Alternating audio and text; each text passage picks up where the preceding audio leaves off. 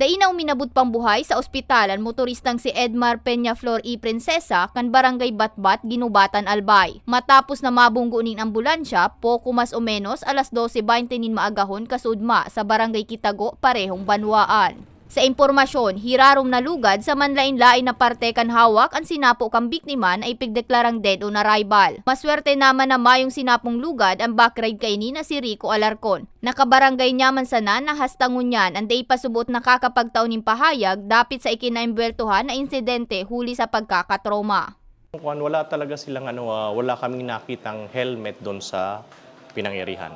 Ibig sabihin, yung driver sa backrider para pong helmet.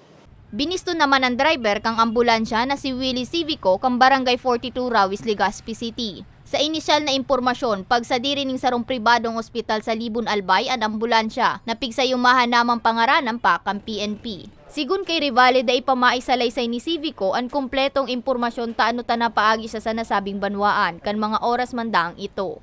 Apwera kay Civico, igwaman ining sarong lunan na daisubot masabi ni Civico kung pasyente o bako.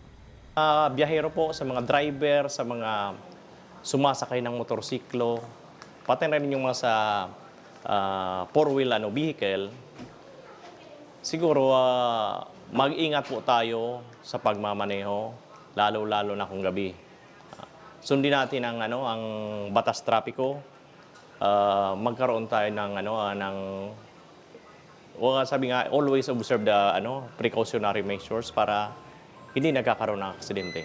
Kung nagmumotorsiklo, dapat laging may helmet, may lisensya ng driver, pati yung backrider dapat may crash helmet.